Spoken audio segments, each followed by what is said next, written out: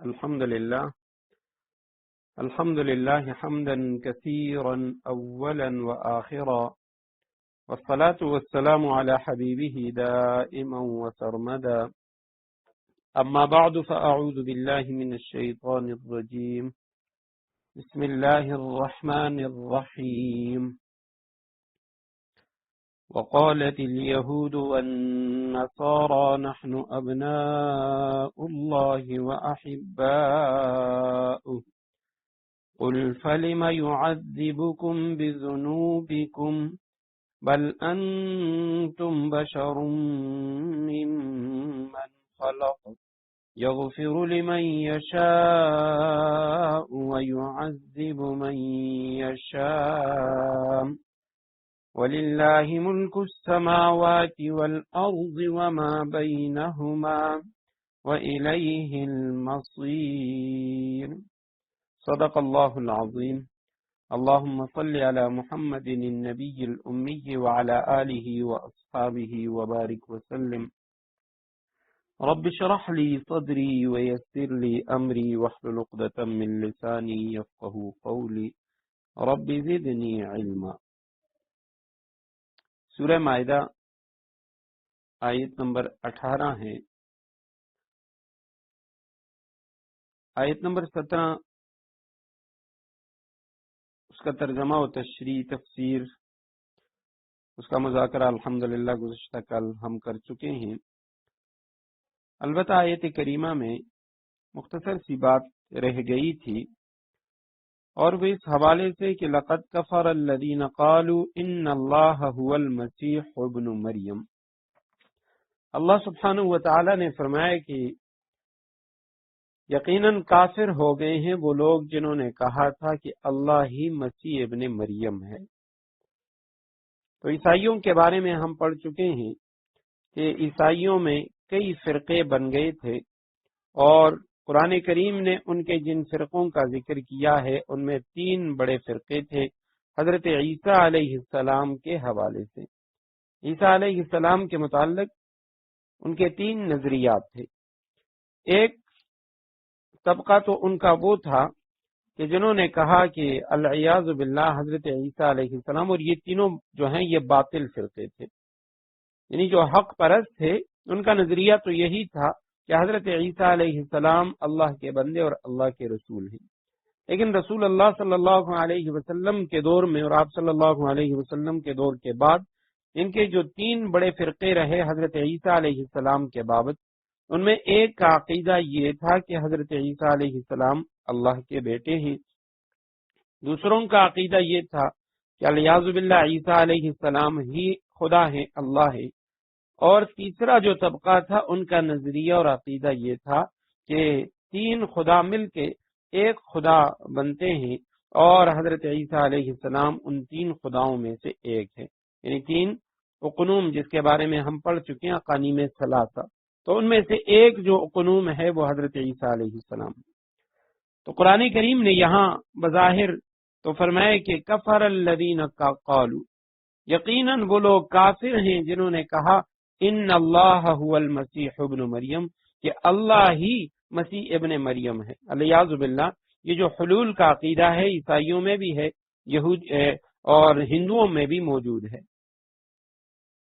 کہ بعض اوقات کسی ایک شخص کی روح وہ دوسرے کی شکل میں آ جاتی ہے، دوسرے میں حلول کر جاتی ہے. تو اسی طرح ہندو وہ کہتے ہیں کہ جی یہ جو فلاں فلاں ہیں تو یہ اللہ کے اوتار ہیں. الیاذ باللہ اللہ سبحانہ و تعالی ان میں حلول کر چکا ہے. مشرکین میں سے بھی بعض مشرکوں کا عقیدہ یہ تھا. اسی طرح نصارہ کا عقیدہ کہ عیسیٰ علیہ السلام یہ تو اللہ ہی ہے.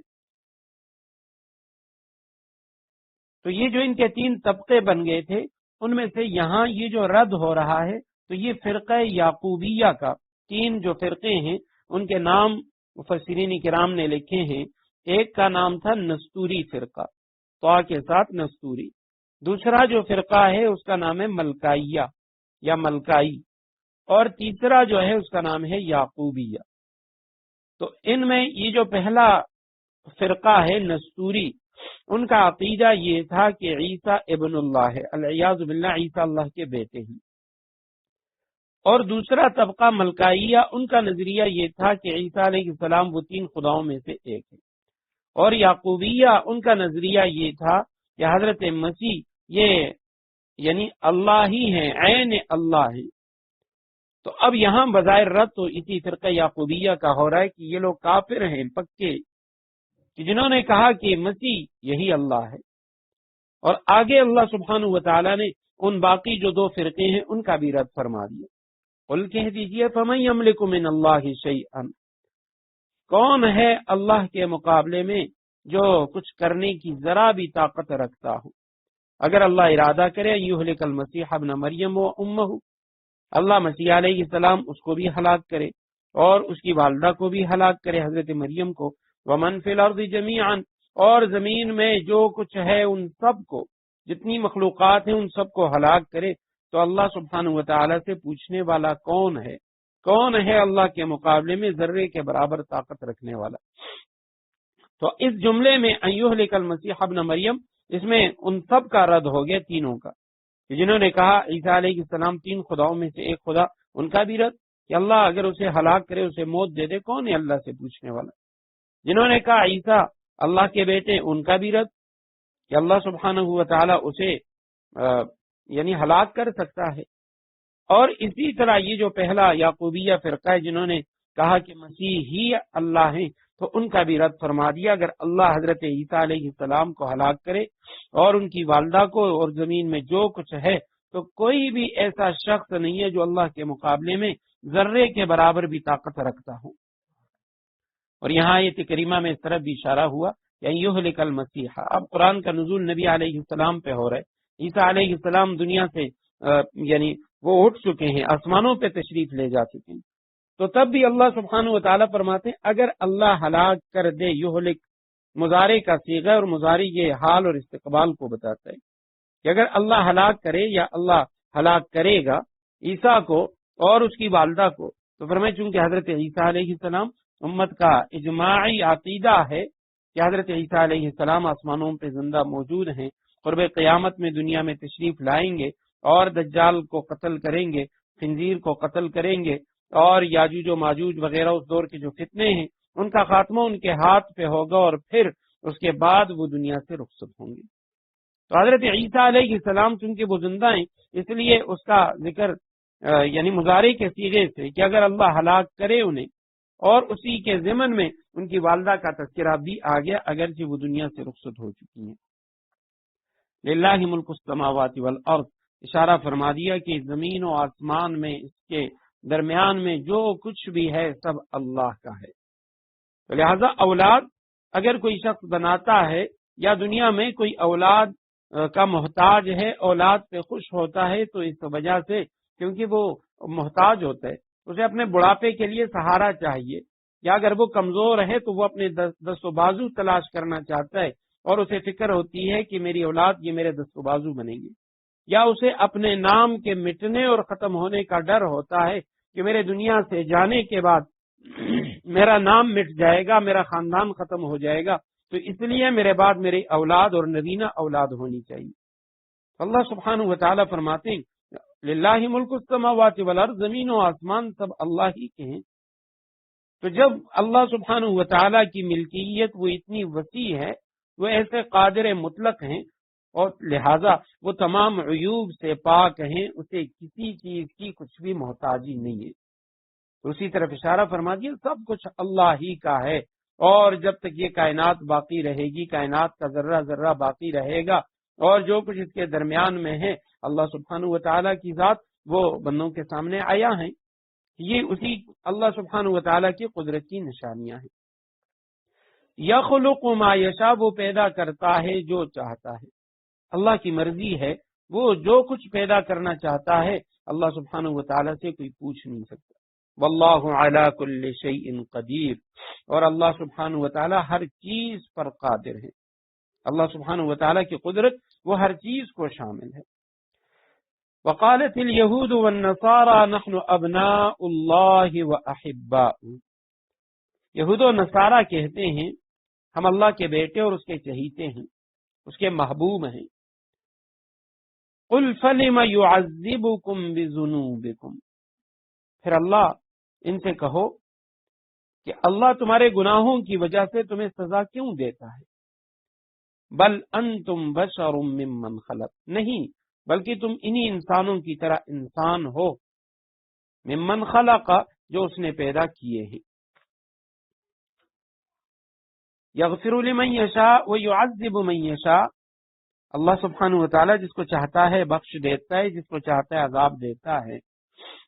وَلِلَّهِ مُلْكُ السَّمَاوَاتِ وَالْأَرْضِ وَمَا بَيْنَهُمَا، آسمانوں اور زمین پر اور ان کے درمیان جو کچھ موجود ہے اس پر تنہا ملکیت اللہ ہی کی ہے۔ وَإِلَيْهِ الْمَصِيرُ، اور اسی کی طرف تم سب کو لوٹ کر جانا ہے، اللہ سبحانہ وتعالی ہی کی طرف تم سب نے لوٹ کر جانا ہے۔ تو فرمایا یہودیوں نے کہا اور نصارہ نے کہا، نحن ہم، جمع کا صیغہ ضمیر ہے کہ ہم لوگ ابناء اللہ، ابناء ابن کی جمع ابن بیٹے کو کہتے ہیں، کہ ہم ابناء اللہ ہیں، اللہ کے بیٹے ہیں، وَأَحِبَّاؤُهُ، اور اللہ سبحانہ وتعالی کے محبوب ہیں، اللہ کے چہیتے ہیں، علیاذ باللہ۔ انہوں نے کہا کہ ہم اللہ کے بیٹے اور اللہ کے چہیتے ہیں۔ قل، آپ کہہ دیجئے، فَلِمَ يُعَذِّبُكُمْ، لما کیوں، سوالیہ ہے، جیسے حمزہ استفہام کے لیے آتا ہے، اسی طرح لما یہ بھی سوال کے لیے آتا ہے۔ لما یعذب، کیوں وہ عذاب دیتا ہے تمہیں، بذنوبکم، تمہارے گناہوں پر، اللہ تمہیں تمہارے گناہوں پر کیوں سزا دیتا ہے، عذاب دیتا ہے۔ بل انتم، نہیں بلکہ تمہارا یہ دعویٰ غلط ہے، انتم، تم لوگ، بشر، انسان ہو، ممن خلق، انہی کی طرح جو اس نے پیدا کی، تم بھی انہی انسانوں کی طرح انسان ہو جو اس نے پیدا کیے ہیں۔ یغفر لمن یشاء، جس کو چاہتا ہے بخش دیتا ہے، یعذب من یشاء، للہ ملک السماوات والارض وما بینہما، ان کے درمیان، آسمان و زمین کے درمیان، وإلیہ المصیر، اور اسی کی طرف تم سب کو لوٹ کر جانا ہے۔ مصیر سارا یسیر سے، ضربہ یضربو سے ظرف مکان بھی ہے، یہ لوٹنے کی جگہ، ٹھکانہ، قرارگاہ، اور یہ مصدر بھی ہو سکتا ہے، یعنی جس کی طرف تمہارا لوٹنا ہے۔ تو یہودیوں نے، یہود و نصارہ نے، پہلے تو ان کا دعویٰ حضرت عزیر علیہ السلام اور حضرت عیسیٰ علیہ السلام کے بارے میں تھا کہ وہ اللہ کے بیٹے ہیں، اور اس کے بعد انہوں نے یہ جسارت کی، یہ کہنے لگے کہ العیاذ باللہ حضرت عزیر علیہ السلام جس طرح اللہ کے بیٹے ہیں اسی طرح ہم بھی اللہ کے بیٹے، اور نصارہ نے کہا جس طرح عیسیٰ علیہ السلام اللہ کے بیٹے ہیں اسی طرح ہم بھی اللہ کے بیٹے ہیں۔ ایک مفہوم تو اس کا یہ ہے۔ دوسرا مفہوم، بعض مفسرین کرام وہ فرماتے ہیں، وہ یہ ہے کہ یہاں پہ ایک لفظ محذوف ہے۔ اصل ان کا عقیدہ یہود و نصارہ کا وہ تو یہی تھا کہ حضرت عزیر علیہ السلام اللہ کے بیٹے ہیں، اور عیسیٰ علیہ السلام یہودیوں کا عقیدہ تھا وہ اللہ کے بیٹے ہیں، لیکن اپنے بارے میں کہتے ہیں کہ یعنی ہم جو ہیں اتباع ابناء اللہ، ہم اللہ کے بیٹوں کے، یعنی عزیر اور مسیح علیہ السلام ان کے پیروکار ہیں۔ تو یہاں یہ دو مفہوم حضرات مفسرین کرام نے بیان کیے۔ تو فوراً اس کا جواب آیا، لما یعذبکم بذنوبکم، اگر تم اللہ کے بیٹے ہو، اللہ کے محبوب ہو، تو پھر اللہ تمہیں تمہارے گناہوں پر سزا کیوں دیتا ہے؟ بل انتم بشر ممن خلق، تم بھی انہی کی طرح انسان ہو جو اس نے پیدا کیے، اور جن کو چاہتا ہے وہ معاف کر دیتا ہے، اللہ سبحانہ وتعالی سے کوئی پوچھ نہیں سکتا۔ یعذب من یشاء، جس کو چاہتا ہے سزا دیتا ہے، اور پھر وہی جملہ دہرا دیا، للہ ملک السماوات والارض وما بینہما، تشریح وہی ہے کہ بھئی اولاد کا ہونا یہ اس شخص کی ضرورت ہے جو محتاج ہو، اس کے نام کے مٹ جانے کا اسے خوف ہو، یا اپنے اولاد کا وہ بڑھاپے میں اپنے اولاد کو اپنا سہارا بنانا چاہتا ہے۔ لیکن اللہ سبحانہ وتعالی زمین و آسمان، اس کے درمیان جو کچھ، اس سب کا مالک ہے، لہذا نہ وہ محتاج ہے اور نہ ہی اس کے نام کے مٹ جانے کا کوئی خوف ہے۔ یا اہل الکتاب قد جاءکم رسولنا یبین لکم علی فترۃ من الرسل، اہل کتاب تمہارے پاس، قد جاءکم رسولنا، تحقیق یقیناً آیا تمہارے پاس ہمارا پیغمبر، ہمارا رسول، یبین لکم، وہ بیان کرتا ہے تمہارے لیے، علی فترۃ من الرسل، یعنی ایسے وقت وہ دین کو بیان کر رہے، دین کی وضاحت کرنے آئے ہیں جب پیغمبروں کی آمد رکی ہوئی تھی، ان تقولوا، تاکہ تم یہ نہ کہہ دو، ما جاءنا من بشیر ولا نذیر، ہمارے پاس نہ کوئی جنت کی خوشخبری دینے والا آیا، ونذیر، اور نہ کوئی جہنم سے ڈرانے والا آیا۔ فقد جاءکم بشیر ونذیر، لو اب تمہارے پاس خوشخبری دینے والا اور ڈرانے والا آ گیا ہے، واللہ علی کل شیء قدیر، اور اللہ ہر بات پر پوری قدرت رکھتا ہے۔ اے کتاب والو، اہل کتاب، یقیناً تمہارے پاس آ گیا ہمارا رسول جو بیان کرتا ہے تمہارے لیے، علی فترۃ من الرسل، پیغمبروں کی آمد کے رکنے کے وقت، فترۃ اس میں فعل ہے، مصدر ہے، اس کے معنی ہوتے ہیں دھیما ہو جانا، سست ہو جانا۔ تو عام طور پہ یعنی شریعت کی اصطلاح میں جو دو حضرات انبیاء کرام کے درمیان کا جو زمانہ ہوتا ہے، ایک نبی کے جانے کے بعد اور دوسرے نبی کے آنے سے پہلے، یہ جو زمانہ ہوتا ہے اس کو فترت کہا جاتا ہے۔ فترت وحی کے معنی وحی کا رک جانا۔ تو جب کوئی چیز چلتے چلتے رک جائے تو اس کے بارے میں عرب کہتے ہیں فتر الشیء، کہ وہ فلان چیز وہ رک گئی۔ حضرت عبداللہ ابن عباس رضی اللہ تعالیٰ عنہما فرماتے ہیں کہ حضرت موسیٰ علیہ السلام اور حضرت عیسیٰ علیہ السلام کے درمیان 1700 سال کا زمانہ ہے، 1700 سال، اور اس تمام مدت میں انبیاء علیہ السلام کی بعثت کا سلسلہ برابر جاری رہا، اس میں کبھی فترت نہیں ہوئی، یعنی ایک نبی کی موجودگی میں دوسرے نبی آئے ہیں، پھر تیسرے نبی، اس طرح انبیاء کا یہ جو سلسلہ ہے یہ رکا نہیں ہے، کبھی تعطل کا شکار نہیں ہوا، بند نہیں ہوا۔ اور فرماتے ہیں صرف بنی اسرائیل میں 1000 انبیاء، وہ اس عرصے میں حضرت موسیٰ اور حضرت عیسیٰ علیہ السلام، ان دو حضرات انبیاء کرام کے درمیان میں 1000 انبیاء آئے۔ اور یہ جو انبیاء ہیں فرمایا یہ یعنی بنی اسرائیل میں یہ انبیاء آئے ہیں، اس کے علاوہ جو انبیاء غیر بنی اسرائیل کے علاوہ جو باقی امتیں ہیں، باقی لوگ ان میں آئے ہیں، وہ اس کے علاوہ ہیں۔ اور فرمایا پھر حضرت عیسیٰ علیہ السلام کی ولادت سے نبی علیہ السلام کی جو بعثت کے درمیان یہ 500 سال کا عرصہ ہے، اور اس عرصے میں انبیاء کرام کا سلسلہ وہ بند رہا۔ تو یہ حضرت عیسیٰ علیہ السلام کے دنیا سے جانے کے بعد رسول اللہ صلی اللہ علیہ وسلم کے دنیا میں آنے تک، بعثت کے ملنے تک، یہ جو زمانہ ہے اس کو فترت کا زمانہ کہا جاتا ہے، فترت وہی کے رک جانے کا جو دور ہے۔ تو وہ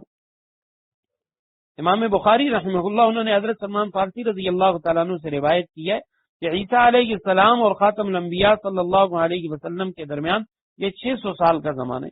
570 عیسوی آپ علیہ السلام کی ولادت، اور 610 عیسوی میں آپ صلی اللہ علیہ وسلم کو نبوت ملی۔ اور اس پوری مدت میں امام بخاری رحمہ اللہ فرماتے ہیں کوئی نبی مبعوث نہیں ہوئے،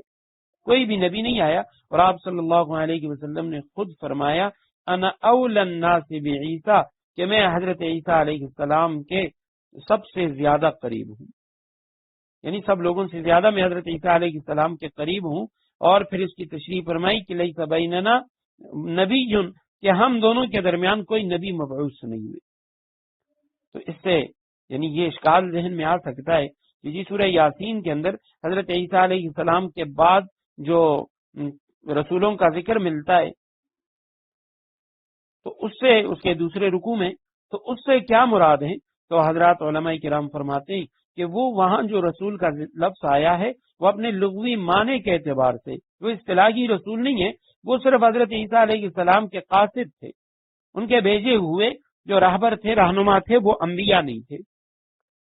اور خالد ابن سنان عربی علیہ السلام، ان کا تذکرہ آتا ہے کہ وہ بھی تفسیر روح المعانی میں اسے نقل کیا گیا کہ وہ بھی اللہ کے رسول ہیں۔ حضرت مفتی شفیع رحمہ اللہ وہ فرماتے ہیں ان کا نبی ہونا تو صحیح ہے کہ وہ اللہ کے نبی ہیں، مگر ان کا زمانہ یہ حضرت عیسیٰ علیہ السلام سے پہلے کا زمانہ ہے، حضرت عیسیٰ علیہ السلام کے بعد کا زمانہ نہیں۔ اور یہ جو زمانہ فترت ہے اس کے اپنے احکام ہوتے ہیں۔ بہت سارے ایسی شخصیات جو حضرت عیسیٰ علیہ السلام کے دنیا سے چلے جانے کے بعد رسول اللہ صلی اللہ علیہ وسلم کی بعثت سے پہلے وہ دنیا سے رخصت ہو چکے ہیں، تو ان کے بارے میں ایسی یعنی بہت ساری شخصیات ہیں کہ جو اللہ کی توحید کے قائل تھی لیکن وہ رسول اللہ صلی اللہ علیہ وسلم جو دین لے کے آئے وہ ان تک نہیں پہنچا. تو ایسے جو لوگ ہیں ان کے بارے میں علماء لکھتے ہیں اگر یہ موحد ہیں، حضرت ابراہیم علیہ السلام ان کے دین کو ماننے والے، جیسے مکہ میں سے بہت سارے حضرات تھے، تو ایسے جو حضرات ہیں تو اللہ سبحانہ و تعالی ان حضرات کی مغفرت فرمائیں گے. اللہ سبحانہ و تعالی سے قوی امید ہے کہ ایسے جو لوگ ہیں تو یہ بخش دیے جائیں گے اور یہ جنت میں جائیں گے.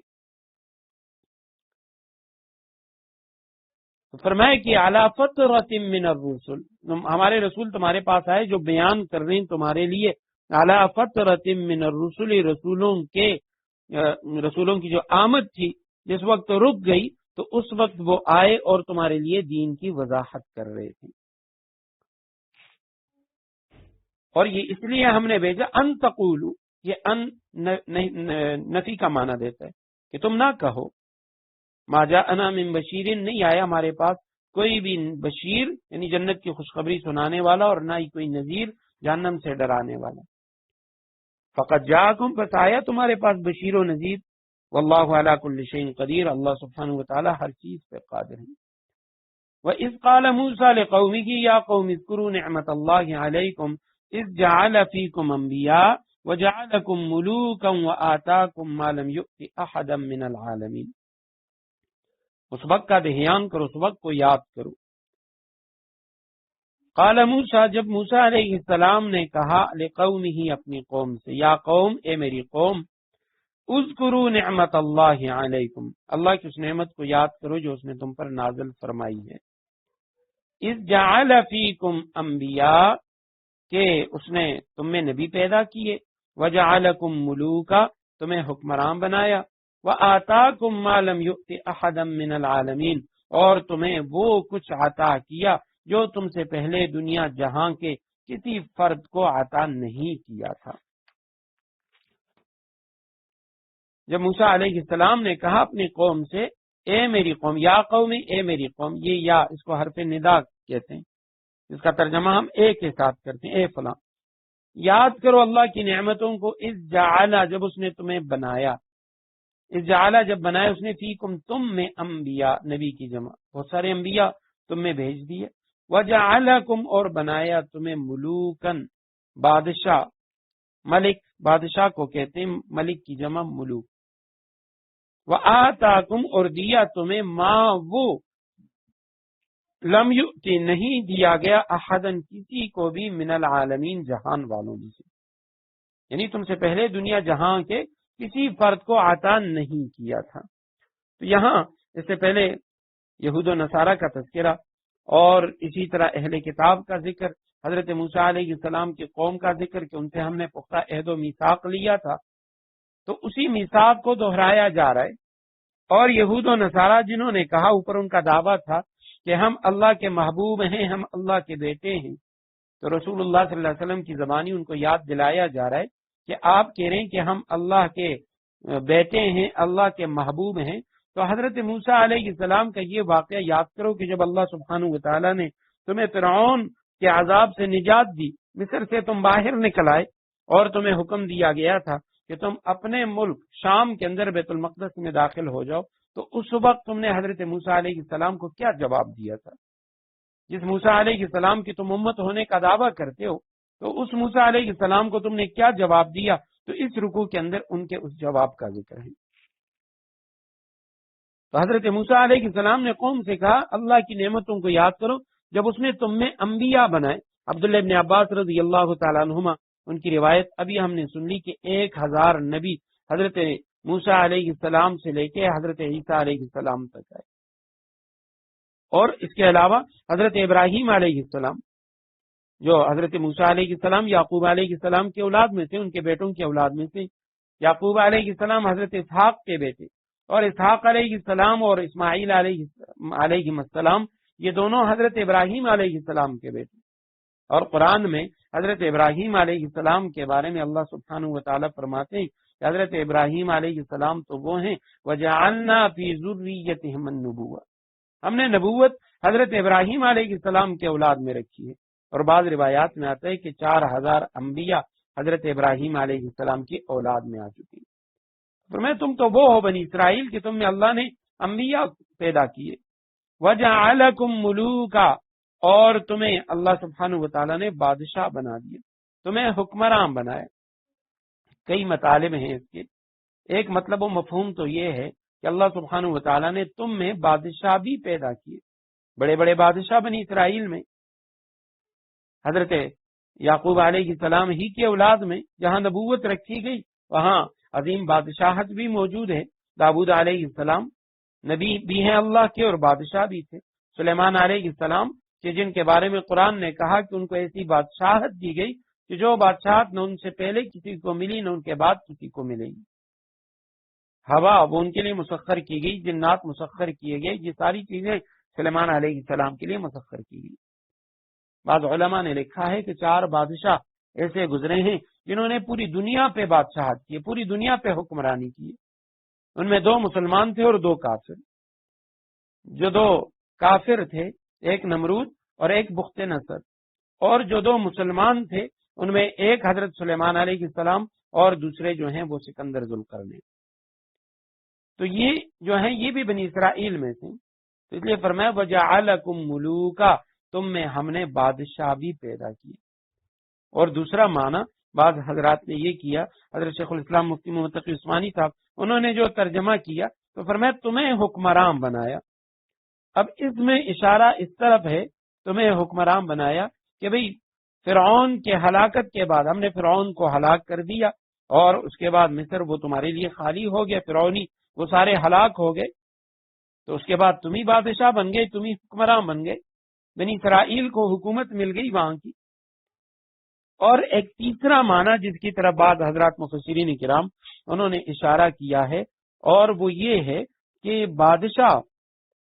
اس کا جو مفہوم ہے عربی کے اندر وہ یہ بھی ہے کہ ایسے شخص کو ملک کہا جاتا ہے کہ جو آسودہ حال ہو، مکان جائیداد نوکر چاکر رکھتا ہو تو اس کو عربی میں بھی بادشاہ کہا جاتا ہے. اور کئی ایسی احادیث موجود ہیں صحابہ کرام کے حوالے سے. جب ایک صحابی نے کسی شخص سے پوچھا کہ تمہیں اللہ سبحانہ و تعالیٰ نے کیا کیا عطا کیا ہے، انہوں نے کہا میں غریب ہوں، میں فقیر ہوں. تو انہوں نے پوچھا کہ کیا تمہارے پاس اپنا گھر نہیں ہے؟ تو کہا گھر ہے. کیا تم نے شادی نہیں کی؟ کہا شادی بھی کی ہے. تو فرمایا پھر تو تم امیر ہو. تو انہوں نے کہا نہیں، میرے پاس تو نوکر بھی ہیں، میرے پاس غلام بھی ہیں. تو انہوں نے فرمایا پھر تو تم بادشاہ ہو، صرف امیر نہیں بلکہ تم بادشاہ ہو. اس لیے یہ 3 معنی اس کے ہو سکتے ہیں. وجعلکم ملوکا، تمہیں حکمران بنایا. وآتاکم ما لم یؤت احدا من العالمین، تمہیں وہ کچھ عطا کیا جو تم سے پہلے دنیا جہاں کے کسی فرد کو عطا نہیں کیا گیا. اللہ سبحانہ و تعالیٰ نے پہلے تو یعنی ان کو جو نعمتیں گنوائی، معنوی نعمتیں کہ تمہیں عزت عطا کی، نبوت اور رسالت تمہیں عطا کی، ظاہری حکومت، سلطنت، مال و دولت وہ بھی عطا کی. تو اس کے بعد فرمایا آتاکم ما لم یؤت احدا من العالمین، تمہیں وہ کچھ دیا کہ جو تم سے پہلے کسی کو نہیں دیا گیا. تم سے پہلے دنیا کے کسی فرد کو یہ چیزیں عطا نہیں ہوئی، بادشاہت بھی ان میں ہو اور اسی طرح نبوت جو ہے یہ بھی ان میں ہو. تو یہ اللہ سبحانہ و تعالیٰ نے محض تمہیں دی اور تمہیں اتنے انبیاء کرام وہ عطا کیے. یہ تو اس دور کی بات ہے کہ اس دور میں عالمین سے مراد اس دور کی بات ہے، وگرنہ یہ قرآن کریم کی کئی آیات سے جس طرح کنتم خیر امت اخرجت للناس اور اسی طرح کذالک جعلناکم امتا وسطا سورہ بقرہ میں یہ آیت کریمہ گزر گئی. اسی طرح نبی علیہ السلام کی کئی احادیث مبارکہ ان سے اس بات کی تائید ہوتی ہے کہ دنیا میں پورے عالم میں سب سے جو عظیم امت ہے اور سب سے زیادہ اللہ سبحانہ و تعالیٰ نے جن کو فضیلت عطا کی ہے وہ امت محمد.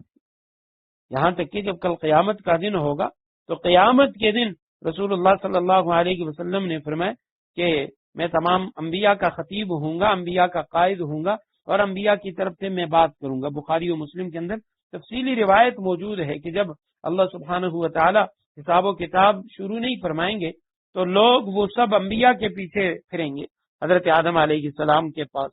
وہ بھی معذرت کریں گے، معذرت خواہی کریں گے کہ مجھ سے ایک گناہ ہوا تھا جس کی پاداش میں جنت سے نکالا گیا۔ اب آج اللہ سبحانہ و تعالی، اس کا جو جلال ہے، ان کا غصہ وہ اپنے کمال پہ ہے، میں اللہ کے سامنے جانے سے ڈرتا ہوں۔ نوح علیہ السلام کے پاس جائیں گے، وہ بھی معذرت کریں گے کہ میں نے اپنی قوم کے لیے بددعا کی تھی، میں اللہ سبحانہ و تعالیٰ کے سامنے نہیں جا سکتا۔ تمام انبیاء آخر میں رسول اللہ صلی اللہ علیہ وسلم کے پاس آئیں گے، آپ صلی اللہ علیہ وسلم دعا فرمائیں گے، عرش کے نیچے سجدہ کریں گے، اللہ سبحانہ و تعالیٰ فرمائیں گے کہ آپ سر اٹھائیے اور سفارش کیجئے، جو کچھ آپ مانگیں گے آپ کو عطا کیا جائے گا۔ پھر آپ صلی اللہ علیہ وسلم اللہ سبحانہ و تعالیٰ کے آگے سفارش فرمائیں گے کہ حساب و کتاب شروع کیا جائے۔ تو اس میں پھر آتا ہے، جیسے قرآن نے کہا کہ ہر نبی وہ اپنی امت پر گواہ ہے، اپنی امت کے لوگوں کے اوپر وہ گواہی دیں گے۔ تو سب سے پہلے جو امتوں میں سے حساب لیا جائے گا وہ امت محمد کا ہوگا۔ رسول اللہ صلی اللہ علیہ وسلم وہاں پہ تشریف فرما ہوں گے، اور جیسے ہی امت محمد کا حساب مکمل ہوگا، سب سے پہلے رسول اللہ صلی اللہ علیہ وسلم جنت میں تشریف لے جائیں گے، اور آپ صلی اللہ علیہ وسلم کے پیچھے آپ کی پوری امت داخل ہوگی۔ باقی انبیاء اور باقی امتیں وہ بعد میں جنت میں جائیں گی۔ تو سب سے جو افضل امت ہے وہ امت محمد ہے، اور یہ جو فرمایا علی العالمین احدم من العالمین، تو یہ اس دور کی بات ہو رہی ہے۔ یا قوم ادخلوا الارض المقدسۃ التي كتب اللہ لکم، اے میری قوم ادخلوا الارض المقدسہ، اس مقدس سرزمین میں داخل ہو جاؤ، التي كتب اللہ لکم، جو اللہ نے تمہارے واسطے لکھ دی ہے، ولا ترتدوا على ادبارکم، اپنے پشت کے بل پیچھے نہ لوٹو، فتنقلبوا خاسرین، ورنہ پلٹ کر نامراد ہو جاؤ گے۔ ادخلوا امر کا صیغہ، ارض المقدسہ، مقدس سرزمین، پاک سرزمین، التی کتب اللہ لکم، جو اللہ نے تمہارے لیے لکھ دی ہے، ولا ترتدوا، نہیں کا صیغہ جمع مذکر حاضر کا، تو مت پھرو، مت لوٹو، ارتداد کے معنی لوٹنا پھرنا، مرتد ہو جانا، علی ادبارکم، ادبار یہ دبر کی جمع بمانے پیٹھ، یعنی پیٹھ دکھا کر مت پھر جانا، تنقلبو، تم پھرو گے، تم لوٹو گے، خاسرین، نامراد، نقصان اٹھانے والے، خسارہ پانے والے۔ تو حضرت موسیٰ علیہ السلام پہلی آیت میں تو کہا، حضرت موسیٰ علیہ السلام نے اپنی قوم سے کہ اللہ کی نعمتوں کو یاد کرو۔ اب یہودیوں کی اللہ سبحانہ و تعالی ان کی جو بد خصلتیں تھیں تو اس کا تذکرہ فرما رہے ہیں۔ حضرت موسیٰ علیہ السلام نے کہا تم ارض مقدس میں داخل ہو جاؤ۔ ارض مقدس سے کیا مراد ہے؟ بہت ساری یعنی روایات اس حوالے سے موجود ہیں۔ بعض نے کہا بیت المقدس مراد ہے، بعض نے کہا کہ یہ قدس اور ایلیا اسے ارض مقدسہ بتایا ہے، بعد میں شہر اریحہ جو نہر اردن اور بیت المقدس کے درمیان ہے، دنیا کا قدیم ترین شہر، تو اس کے حوالے سے کہا کہ یہ شہر مراد ہے، اور بعض روایات میں آتا ہے کہ یہ اس کے بارے میں ہم پڑھ چکے ہیں، یریحہ کے بارے میں یا ریحہ کے بارے میں، جسے انگریزی میں جیریکو کہتے ہیں، اور یہ دنیا کا سب سے زیادہ قدیم شہر ہے جو آج بھی موجود ہے۔ تو بعض روایات میں آتے، تفسیری روایات میں، کہ شہر کے 1000 حصے تھے اور ہر حصے میں 1000 باغ تھے، اور بعض روایات میں آتے کہ ارض مقدس ہے اس سے مراد دمشق، فلسطین، اور بعد میں اردن کا ذکر کیا ہے۔ حضرت قتادہ رضی اللہ تعالیٰ عنہ انہوں نے جو قول کیا تو اس میں یہ تمام اقوال آ جاتے ہیں۔ انہوں نے فرمایا کہ ملک شام پورا ارض مقدس ہے، جس سے مراد ملک شام ہے، اور یہ سارا کا سارا جو ہے یہ ارض مقدس ہے، اور اس کو ارض مقدس اس لیے کہا گیا کہ یہ حضرات انبیاء کرام ان کا مسکن رہا، ان کا وطن اور مستقر رہا۔ ایک روایت میں آتا ہے کہ حضرت ابراہیم علیہ السلام وہ ایک دن لبنان کے پہاڑ پر چڑھے، اللہ تعالیٰ نے ارشاد فرمایا کہ ابراہیم یہاں سے آپ نظر ڈالو، جہاں تک آپ کی نظر پہنچے گی ہم نے اس کو ارض مقدسہ بنا دینا۔ تو حضرت ابراہیم علیہ السلام نے اسی طرح کیا، اللہ سبحانہ و تعالیٰ نے اس سب کو ارض مقدس قرار دی۔ تو یہ یعنی اس میں جو سب سے بہتر قول ہے وہ یہ ہے کہ پورا ملک شام یہ ارض مقدس ہے، اور احادیث میں اس کے بہت زیادہ فضیلتیں بیان کی گئی۔ ارض مقدس کی، شام کی، ایک روایت میں فرمایا کہ اصل ایمان وہ شام والوں کا ہے، اور ایک روایت میں یہ بھی آتا ہے کہ قیامت جو برپا ہوگی یہ شام کی سرزمین پہ برپا ہوگی۔ تو حضرت موسیٰ علیہ السلام نے اپنی قوم سے کہا، اب یہ واقعہ کس وقت کا ہے؟ سورہ بقرہ کے اندر ہم تفصیل پڑھ چکے ہیں کہ جب فرعون وہ غرق ہو گیا، اس کی قوم وہ غرق ہو گئی، حضرت موسیٰ علیہ السلام وہاں سے باہر آ گئے، اس کی قوم باہر آ گئی، تو اس وقت حضرت موسیٰ علیہ السلام تو رات لینے گئے، پھر واپس آئے، تو یہ وادی تیہ اسے کہا جاتا ہے۔ تو اس میدان کے اندر حضرت موسیٰ علیہ السلام کی قوم موجود تھی، تو وہاں پہ حضرت موسیٰ علیہ السلام نے اپنی قوم کو حکم دیا کہ تم لوگ ایسا کرو کہ یہ ملک شام میں داخل ہو جاؤ، تمہاری جو اصل سرزمین ہے۔ حضرت موسیٰ علیہ السلام اور بنی اسرائیلیوں کی جو اصل آبائی جو ان کا ملک تھا وہ بیت المقدس شام تھا۔ یوسف علیہ السلام کے زمانے میں حضرت یوسف علیہ السلام کے بھائیوں نے جب انہیں کنویں میں پھینک دیا، وہاں سے قافلے کے ذریعے مصر پہنچے، پھر وہ سارا تفصیلی واقعہ سورہ یوسف میں آئے گا کہ پھر ان کے جب بھائی آئے قحط سالی کے دور میں، حضرت یوسف علیہ السلام نے انہیں کہا کہ ہمارے جو والدین ہیں ان کو بھی لے آؤ، پھر آخرکار یہ 70-72 آدمیوں کا قافلہ یہ وہاں سے چل کے مصر آ گیا، تو یہ مصر میں ہی رہنے لگے۔ تو بعد میں یہی لوگ جو مصری بنی اسرائیلی تھے، حضرت یوسف علیہ السلام کے اولاد، حضرت موسیٰ، حضرت ہارون، یہ سب انہی کے اولاد میں سے، تو یہ فرعونیوں کے ظلم کا شکار ہو گئے۔ پھر انہوں نے جب فرعون غرق ہوا، یہ باہر نکلے، تو اب ان کو حکم ملا کہ تم لوگ جاؤ اور اپنی سرزمین میں، ارض مقدس میں، اب وہاں پہ عمالقہ جو ایک بڑی طاقتور قوم تھی، قوم عاد کی ایک شاخ تھی، اور یہ بڑے ڈیل ڈول والے ہیبتناک قد و قامت کے لوگ تھے، تو ان سے کہا گیا کہ تم جاؤ اور وہاں پہ جہاد کرو، ان لوگوں کو وہاں سے نکالو، اور جو تمہاری اصل سرزمین ہے وہاں پہ آباد ہوگا۔ تو یہ اس واقعے کی طرف اشارہ ہے، اور یہاں حضرت موسیٰ علیہ السلام اس کی قوم کو جب یہ حکم ملا تو موسیٰ علیہ السلام اپنی قوم بنی اسرائیل کو ساتھ لے کے ملک شام کی طرف روانہ ہوئے۔ تو جب نہر اردن سے پار ہو کر یہ جو شہر ہے اریحہ یہاں پہنچے تو انہوں نے یہاں قیام کیا، اور بنی اسرائیل کے انتظام کے لیے انہوں نے 12 جو قبائل تھے ان کے 12 سردار ان کا انتخاب کیا۔ تو ان سرداروں کو حضرت موسیٰ علیہ السلام نے حکم دیا کہ تم ایسا کرو کہ جاؤ اور اس شہر کے اندر داخل ہو جاؤ۔ بعض روایتوں میں آتا ہے، تاریخی روایتوں میں، کہ یہ لوگ وہاں 40 دن رہے اور انہوں نے حال احوال اس کو معلوم کیا اور پھر یہ واپس آئے۔ اور بعض روایتوں میں آتا ہے کہ یہ جب وہاں چلے گئے تو شروع ہی سے کچھ مشکلات کا شکار ہو گئے، تو پھر یہ فوراً ہی وہاں سے واپس آئے۔ حضرت موسیٰ علیہ السلام کو انہوں نے ساری بات بتائی کہ وہ ایسی طاقتور قوم ہے، ہم ان سے نہیں لڑ سکتے۔ حضرت موسیٰ علیہ السلام نے انہیں کہا تھا کہ اپنی قوم کو کسی نے نہیں بتانا۔ تو ان 12 آدمیوں میں سے سوائے 2 آدمیوں کے، حضرت یوشع بن نون علیہ السلام، بعد میں ان کو بھی نبوت ملی، اور اسی طرح کالب ابن یقنہ، تو یہ 2 حضرات تھے علیہ السلام، ان کو بھی بعد میں نبوت ملی۔ تو انہوں نے نہیں بتایا، باقی 10 نے اپنی قوم کو ساری باتیں بتا دی۔ اب یہاں تک تفسیری روایات میں ان کے حوالے سے قسم قسم کی باتیں مشہور ہیں۔ علامہ ابن کثیر رحمہ اللہ وہ فرماتے ہیں کہ یہ تمام جو واقعات ہیں یہ اسرائیلی روایات میں مذکور ہیں، یعنی تورات اور انجیل کے اندر یہ منقول ہیں، اور نہ ان کو عقل قبول کر سکتی اور نہ شرع میں ان کا کوئی جواز ہے۔ یہ سب جھوٹی باتیں، افتراء ہے۔ عوج بن عنق نامی ایک شخص کے بارے میں قسم قسم کی باتیں وہ تفاسیر کے اندر آتی ہیں، یعنی اس طرح کا ایک واقعہ بہت سارے مفسرین نے نقل کیا ہے، جو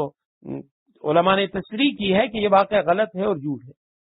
لکھا ہے کہ جب یہ 12 حضرات وہاں چلے گئے تو ان کی جو ملاقات ہے وہ عوج بن عنق سے ہوئی۔ اس نے ان کو دیکھ لیا تو کہتے ہیں اس نے ان کو پکڑا اور 12 کے 12 افراد کو اٹھا کے اپنے آستین کے اندر ڈال دیا، اور پھر بادشاہ کے سامنے چلے گئے، اپنے حکمران کے سامنے، تو ان سے کہنے لگے کہ جی یہ 12 افراد ہیں، اپنی آستین کو نیچے کیا، یہ نیچے گرے، کہا یہ لوگ ہم سے لڑنے کے لیے آئے، اگر آپ کہتے ہیں تو میں ان کو یہیں پہ کچل ڈالوں۔ تو کہتے ہیں بادشاہ نے کہا نہیں، ان کو واپس جانے دو تاکہ یہ اپنی قوم کو ہمارے بارے میں بتائیں کہ ہم کس طرح کے لوگ ہیں۔ اور پھر اسی طرح حضرت موسیٰ علیہ السلام کے حوالے سے بھی بہت ساری باتیں مشہور ہیں کہ جو عوج بن عنق کو جب وہ مار رہے تھے تو ان کا قد اتنا تھا، موسیٰ علیہ السلام کے پاس اتنی لمبی لاٹھی تھی اور انہوں نے چھلانگ لگائی، اور اتنی لمبی لاٹھی ہونے کے باوجود موسیٰ علیہ السلام اس کے ٹخنے تک پہنچے۔ تو یہ جو تمام باتیں ہیں یہ سب خرافات ہیں اور جھوٹی باتیں، اسرائیلی روایات ہیں، اور یہ یعنی سب کذب و افترا ہیں۔ تو قرآن جو کہہ رہا ہے احادیث میں اس حوالے سے کسی صحیح حدیث میں کچھ تذکرہ نہیں ہے۔ البتہ قرآن یہ کہہ رہا ہے کہ یہ ایک طاقتور قوم تھی، قوم عاد کی باقیات تھی۔ تو یہ لوگ جب وہاں سے واپس آئے انہوں نے قوم کو بتایا تو قوم والوں نے وہاں جانے سے انکار کر دیا۔ تو اس رکوع کے اندر حضرت موسیٰ علیہ السلام کا یہ سارا واقعہ تو فرمائے اے میری قوم ادخلوا الارض المقدسۃ التي كتب اللہ لکم، اس زمین میں مقدس سرزمین میں داخل ہو جاؤ جو اللہ نے تمہارے واسطے لکھ دی ہے۔ یہ جو تمہارے واسطے کا لفظ ہے کتب اللہ لکم، تمہارے لیے لکھ دی ہے، یہ اس وقت جو بنی اسرائیل تھے ان سے کہا جا رہا ہے کیونکہ وہ حضرت موسیٰ علیہ السلام کے اصل پیروکار تھے اور اسلام پر تھے، وگرنہ وہاں جو بیت المقدس کے اندر جو لوگ رہ رہے تھے وہ بھی بنی اسرائیل ہی، انہی کے خاندان کے بہت سارے لوگ تھے، وہ لوگ بھی وہاں یعنی موجود تھے کچھ لوگ، لیکن چونکہ یہ حضرت موسیٰ علیہ السلام کے ساتھی تھے تو انبیاء کی جو سرزمین ہے وہ ان کے حوالے کی جانی تھی، اس لیے فرمایا گیا کتب اللہ لکم، یہ اللہ نے تمہارے لیے لکھی ہے۔ اس سے یہ دلیل لینا کہ جی بیت المقدس فلسطین یہ یہودیوں کا ہے اور قرآن نے کہا ہے کہ یہ یہودیوں کے لیے لکھ دیا ہے، تو یہ انتہائی غلط استدلال ہے کہ بھی اللہ سبحانہ و تعالیٰ نے جس دور میں ان سے کہا تھا، اور یہ موسیٰ علیہ السلام کی زبانی یہ بات نقل کی جا رہی ہے کہ جب وہ اصل اسلام پر تھے، موسیٰ علیہ السلام کی امت تھے، یہ اس وقت کی بات نقل کی جا رہی ہے۔ وَلَا تَرْتَدُّوا عَلَىٰ أَدْبَارِكُمْ، اپنی پشت کے بل پیچھے نہ لوٹو، فَتَنْقَلِبُوا خَاسِرِينَ، ورنہ پلٹ کر نامراد ہو جاؤ گے۔ قالوا یا موسیٰ، اب یہ قوم کا جواب ہے، قوم والے کہنے لگے یا موسیٰ، اے موسیٰ، ان فیہا قوما جبارین وَإِنَّا لَن نَّدْخُلَهَا حَتَّى يَخْرُجُوا مِنْهَا، وہ بولے اے موسیٰ اس ملک میں تو بڑے طاقتور لوگ رہتے ہیں اور وہ جب تک وہاں سے نکل نہ جائیں ہم ہرگز اس میں داخل نہیں ہوں گے۔ اِنَّا لَن نَّدْخُلَهَا، ہم ہرگز اس میں داخل نہیں ہوں گے، حَتَّى يَخْرُجُوا مِنْهَا، جب تک وہ خود وہاں سے نکل نہیں جاتے۔ فَإِن يَخْرُجُوا مِنْهَا، ہاں اگر وہ وہاں سے نکل جائیں، فَإِنَّا دَاخِلُونَ، تو بے شک ہم اس میں داخل ہو جائیں گے۔ ان فیہا قوما جبارین، جبار کی جمع طاقتور، طاقت والے، قد و قامت والے، اور ہم ہرگز داخل نہیں ہوں گے جب تک وہ وہاں سے نہیں نکلیں گے، اور اگر وہ خود نکل گئے تو ہم داخل ہو جائیں گے۔ یہ حضرت موسیٰ علیہ السلام کی قوم موسیٰ علیہ السلام سے کہہ رہی ہے کہ آپ تو اللہ کے رسول ہیں، جب اللہ نے ہمیں حکم دے دی اور اللہ نے ہمارے لیے یہ زمین سرزمین لکھ دی ہے بیت المقدس، تو پھر یہ لوگ خود ہی نکل جائیں تو ہم وہاں چلے جائیں گے، لیکن اگر وہ خود نہیں نکلتے تو ہم ان کے ہاتھوں مرنا نہیں چاہتے۔ قال رجلان من الذين يخافون انعم الله عليهم ادخلوا عليهم الباب، وہ لوگ خدا کا خوف رکھتے تھے ان میں سے دو مرد جن کو اللہ نے اپنے فضل سے نوازا تھا۔ قال، کہا، رجلان، دو مردوں نے، من الذين يخافون، ان لوگوں میں سے جو خدا کا خوف رکھتے تھے، انعم اللہ علیہما، اللہ سبحانہ و تعالیٰ نے ان پر اپنا فضل کیا تھا، اللہ سبحانہ و تعالیٰ نے انہیں اپنے فضل سے نوازا تھا۔ تو ان دونوں نے کیا کہا؟ یہاں تک ان دو کی تعریف ہے کہ دو نے ان لوگوں میں سے جو اللہ سے ڈرنے والے تھے، خدا خوفی رکھنے والے، انہوں نے کہا ادخلوا علیہم الباب، تم ان پر چڑھائی کرو شہر کے دروازے میں گھس کر، یعنی صرف شہر کے دروازے میں گھس کر تم چڑھائی کرو۔ فَإِذَا دَخَلْتُمُوهُ فَإِنَّكُمْ غَالِبُونَ، اور جب گھس جاؤ گے تم دروازے میں تو تم ہی غالب رہو گے۔ وَعَلَى اللَّهِ فَتَوَكَّلُوا إِن كُنتُم مُّؤْمِنِينَ، اپنا بھروسہ صرف اللہ پر رکھو اگر تم واقعی صاحب ایمان ہو۔ تو قال رجلان، کہا دو شخصوں نے، من الذین یخافون، ان لوگوں میں سے جو خدا کا خوف رکھتے تھے۔ یہ دو حضرات میں بتا چکا ہوں، حضرت یوشع ابن نون علیہ السلام اور حضرت کالب ابن یقنہ علیہ السلام، ان دو نے کہا کہ ادخلوا علیہم الباب، تم دروازے تک تو چلے جاؤ، دروازے سے داخل تو ہو جاؤ، جب تم داخل ہو جاؤ گے تو تم ہی غالب رہو گے اور تمہیں اللہ پہ بھروسہ کرنا چاہیے، کم از کم اتنا کچھ تو کر لو، ایسا تو نہ ہو کہ تم ہاتھ پہ ہاتھ دھرے بیٹھے رہو اور یہ کہو کہ بس جو کچھ کرنا ہے اللہ سبحانہ و تعالیٰ کرے، یہ اللہ سبحانہ و تعالیٰ کی سنت نہیں۔ تم دو قدم لو، پھر آگے اللہ کی مدد آئے گی اور اللہ سبحانہ و تعالیٰ تمہیں اپنی مدد سے نوازیں گے۔ حضرت یوسف علیہ السلام کے واقعے میں آئے گا کہ جب حضرت یوسف علیہ السلام کو زلیخا نے گناہ پہ مجبور کیا اور سارے کے سارے دروازے اس نے بند کر لیے، لاک کر لیے، اب حضرت یوسف علیہ السلام سے وہ گناہ کا مطالبہ کر رہی ہے اور گناہ کی طرف اسے دعوت دے رہی ہے، تو حضرت یوسف علیہ السلام باوجود علم رکھنے کے انہیں پتا تھا کہ دروازے بند ہیں، اب میں کچھ نہیں کر سکتا، لیکن کہتے ہیں جب یوسف علیہ السلام نے قدم اٹھایا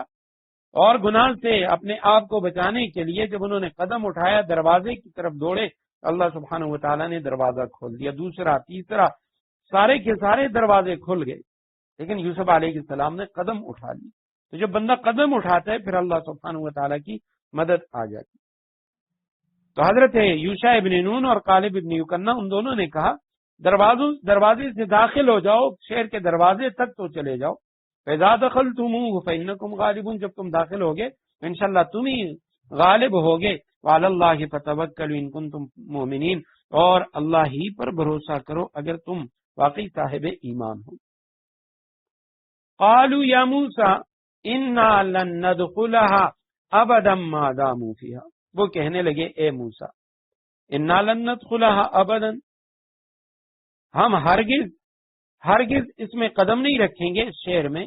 ما داموا فيها، جب تک وہ لوگ اس ملک میں موجود ہیں، فاذهب انت وربک، اگر ان سے لڑنا ہے تو بس انت تو، وربک اور تمہارا رب،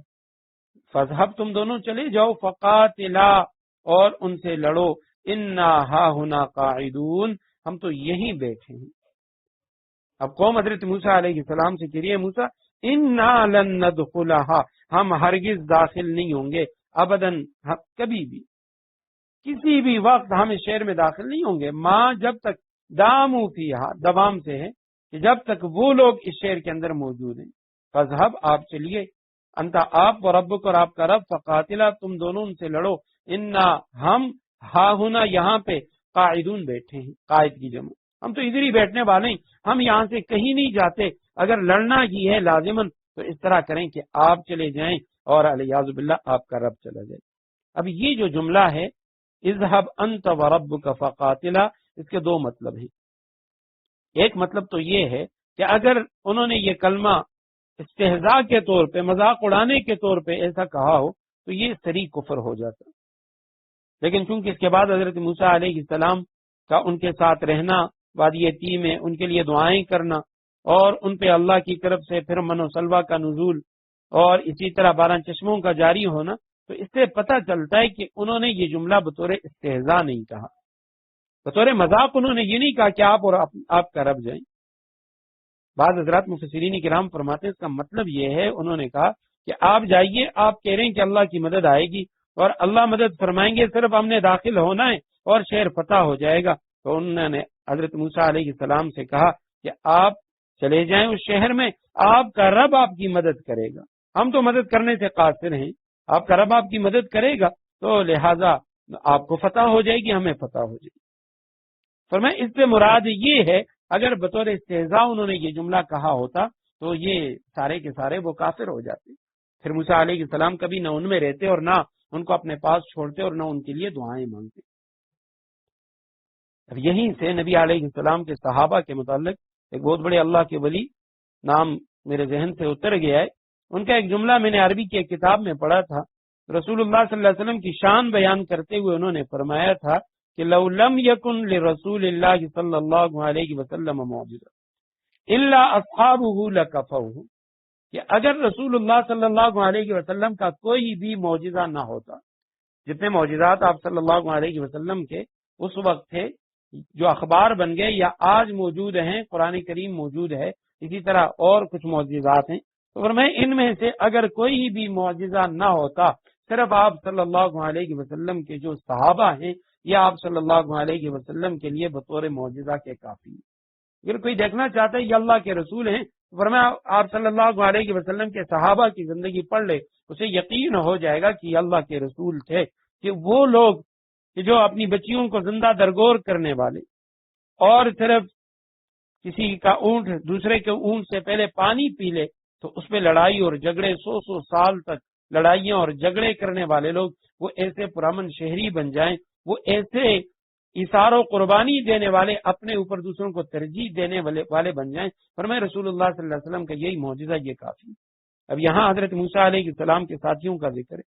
کہہ رہے موسیٰ آپ جائیے، آپ کا رب چلے جائیں اور ہم تو بس ادھر ہی رہیں گے۔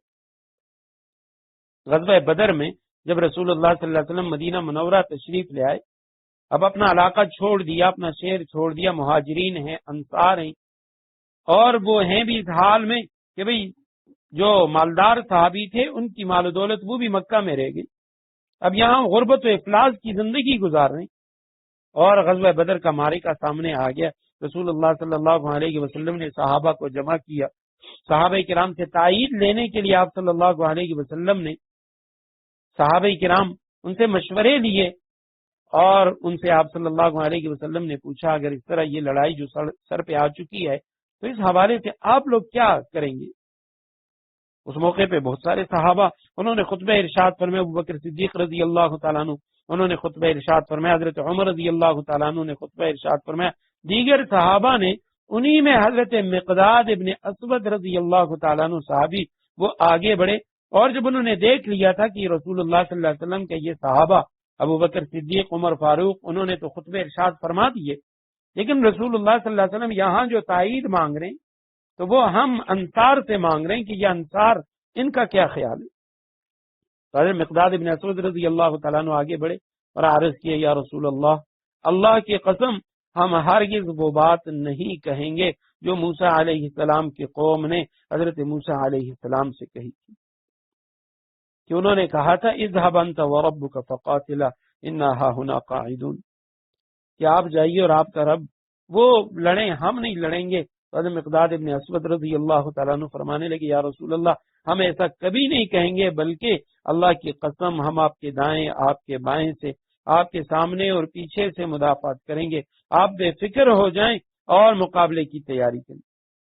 تو رسول اللہ صلی اللہ علیہ وسلم نے جب حضرت مقداد ابن اسود رضی اللہ تعالیٰ عنہ کا یہ خطبہ سنا، ان کی باتیں سنی، بے حد مسرور ہوئے، اور صحابہ کرام وہ بھی، ان میں بھی جوش جہاد کی ایک نئی لہر وہ پیدا ہوگی۔ عبداللہ بن مسعود رضی اللہ تعالیٰ عنہ، وہ عظیم صحابی جن کے متعلق حضرت ابو موسیٰ اشعری رضی اللہ تعالیٰ عنہ فرماتے ہیں کہ جب ہم یمن سے واپس آئے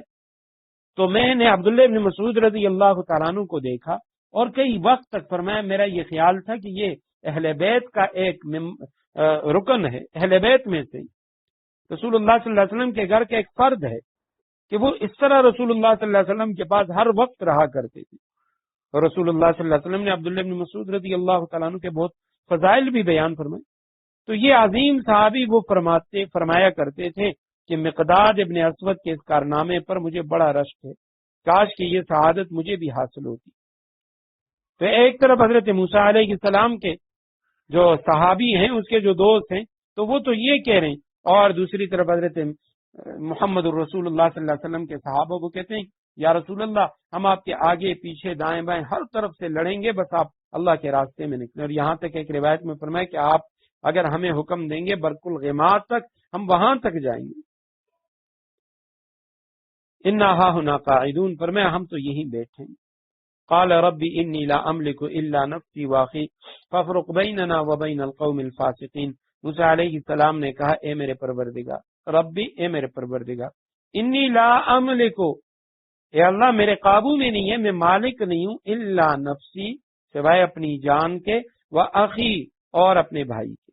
سوائے میری اپنی جان کے اور میرے بھائی کے کوئی میرے قابو میں نہیں ہے۔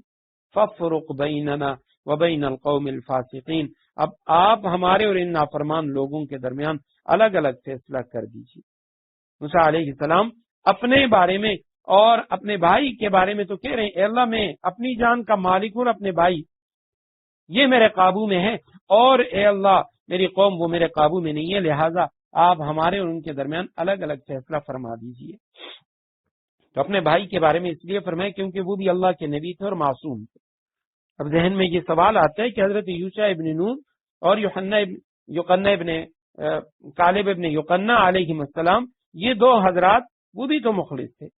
تو فرمایا چونکہ وہ دونوں نبی نہیں تھے، اس وقت ان کو نبوت نہیں ملی تھی، تو اس لیے حضرت موسیٰ علیہ السلام نے سخت غصے کی حالت میں کیونکہ خود اللہ کے نبی رسول تھے اور بھائی وہ اللہ کے نبی تھے، تو اپنا اور اپنے معصوم جو نبی ہیں اللہ کے، تو ان کے بارے میں فرمایا میں تو صرف ان دو کا مالک ہوں، اس کے علاوہ میں اور کسی کا ذمہ دار نہیں ہوں، اس پہ میری بات نہیں چلتی۔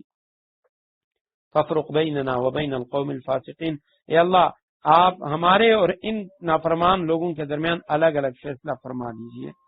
قال فإنها محرمة عليهم 40 سنة يتيهون في الأرض فلا تأس على القوم الفاسقين۔ اللہ سبحانہ وتعالی نے فرمایا، قال اللہ سبحانہ وتعالی نے فرمایا فإنها محرمة عليهم، اچھا تو وہ سرزمین یعنی یہ بیت المقدس شام وہ حرام ہے ان پر 40 سنہ 40 سال تک، یتیہون فی الارض یہ اس دوران زمین میں بھٹکتے پھریں گے، فلا تأس علی القوم الفاسقین، اے موسیٰ اب تم بھی ان نافرمان لوگوں پر ترس مت کھانا۔ انہا ہا ضمیر اس بیت المقدس کی طرف، ارض شام کی طرف، محرمت حرام کر دی گئی ہے، علیہم ان پر، 40 سنہ سال کو کہا جاتا ہے، 40 سال کے لیے ان پہ یہ سرزمین حرام کر دی گئی۔ یتیہون مضارع جمع مذکر غائب کا صیغہ ہے، تاہ یتیہ تیہن سے، سرگرداں گھومتے پھریں گے، حیران و پریشان یہ اسی طرح گھومتے پھریں گے، بھٹکتے پھریں گے زمین میں۔ تیہ کے اصل معنی ہے لقدق بیاباں، یعنی وہ بیاباں جس میں مسافر گم ہو جائے اسے تیہ کہتے ہیں، تو اسی لیے یہ اس میدان کے اندر یہ لوگ محصور ہو گئے، اسے میدان تیہ کہا گیا۔ قرآن کریم کی آیت کے اندر یہ لفظ ہے یتیہون فی الارض، یہ زمین میں اسی طرح سرگرداں گھومتے رہیں گے۔ فلا تأس علی القوم الفاسقین، تو اے موسیٰ اب تم بھی ان نافرمان لوگوں پر ترس مت کھانا۔ تو جب یہ حضرت موسیٰ علیہ السلام کی قوم کہ ان لوگوں نے بے وفائی کی حضرت موسیٰ علیہ السلام سے اور یہ وہاں جانے سے انہوں نے انکار کیا، تو اللہ سبحانہ وتعالی نے ان کے لیے اس شہر میں جانا حرام کر دیا۔ اور یہی جو تیہ کا میدان تھا، حضرت مقاتل رحمہ اللہ جو تفسیر کے امام ہیں وہ فرماتے ہیں یہ 30 فرسخ لمبا اور 9 فرسخ چوڑا ایک میدان تھا، ایک فرسخ تقریباً 3 میل کا ہوتا ہے، تو یعنی 90 میل اس کی لمبائی اور 27 میل اس میدان کی چوڑائی تھی، اور بعض روایات میں 30 میل چوڑائی اور 18 میل اس کی لمبائی، یہ اس کا رقبہ لکھا ہے۔ اور حضرت موسیٰ علیہ السلام کی جو قوم ہے بنی اسرائیل، حضرت یوسف علیہ السلام کے دور میں جب یہ لوگ آئے تھے 70-72 افراد، تو اب یہ 6 لاکھ نفوس پر یہ قافلہ مشتمل تھا، تو اللہ سبحانہ وتعالی نے اسی کھلے میدان کے اندر ان کو مقید کر دیا، اور 40 سال مسلسل اسی تگ و دو میں رہے کہ کسی طرح اس میدان سے نکل کر یا تو واپس مصر چلے جائیں اور یا آگے بڑھ کر بیت المقدس پہنچ جائیں۔ مگر ان کے ساتھ یہ ہوتا رہا کہ یہ سارے دن یہ سفر کرتے، جب شام کا وقت ہوتا تو ان کو معلوم ہوتا کہ یعنی جہاں سے انہوں نے سفر شروع کیا صبح یہ اسی مقام پہ ہوتا، تو اسی طرح 40 سال تک یہ اسی مقام پہ رہے وادی تیہ میں۔ اور سورہ بقرہ کے اندر جو ہم نے پڑھا کہ من و سلوہ کا انہوں نے مطالبہ کیا وہ اسی میدان میں، اور رات کی تاریکی میں روشنی کا مینار اللہ نے عطا کیے اسی مینار میں، بادلوں کا سایہ وہ اسی میدان کے اندر تھا۔ اسی طرح حضرت موسیٰ علیہ السلام سے پانی طلب کیا، اللہ سبحانہ وتعالیٰ نے ایک پتھر سے 12 چشمے جاری فرمائے، تو وہ بھی اسی میدان کا، یہ سارے واقعات اسی میدان میں ہوئے۔ اور بعض روایتوں میں آتا ہے قارون جو ہلاک ہوا تھا تو زمین کے اندر دھنس گیا تھا، وہ بھی اسی میدان ہی کا واقعہ ہے۔ تو 40 سال تک یہ اس میدان میں رہے۔ اب اس میں تاریخی روایات مختلف ہیں کہ 40 سال کے عرصے میں بنی اسرائیل کی جو موجودہ نسل تھی جس نے نافرمانی کی تھی وہ سب فنا ہو گئے، اور اس کے بعد والی جو نسل تھی وہ باقی رہ گئی۔ تو 40 سال کے بعد پھر وہ لوگ گئے، انہوں نے بیت المقدس کو فتح کیا، وہاں داخل ہوئے۔ تو آیا ان میں سے ان کے جو بڑے تھے ان میں سے کچھ باقی تھے یا نہیں تھے؟ بعض روایتوں میں آتا ہے کہ یہ سب 40 سال میں ختم ہو گئے تھے، بعض روایتوں میں آتا ہے کہ ان کے بڑے بھی کچھ باقی تھے۔ تو یہ سزا کے طور پہ یہ 40 سال تک اس میدان میں رہے، اور اس کے حضرت موسیٰ علیہ السلام ان کی وفات وہ بھی اسی میدان کے اندر ہے، ہارون علیہ السلام ان کا انتقال بھی اسی میدان میں ہوا۔ اس کے بعد حضرت یوشع بن نون علیہ السلام اس کی سرکردگی میں یہ لوگ وہاں سے نکل گئے اور بیت المقدس کو انہوں نے فتح کیا۔ تو اللہ سبحانہ وتعالی نے ان کے لیے ہفتے والے دن ایک دن اللہ سبحانہ وتعالی نے یہ جمعے والے دن سورج کو روک دیا تھا، اور جب انہوں نے پورے اس علاقے کو فتح کیا اس کے بعد سورج غروب ہوا۔ اللہ سبحانہ و تعالی ہمیں عمل کی توفیق نصیب فرمائے۔ وآخر دعوانا ان الحمد للہ رب العالمین۔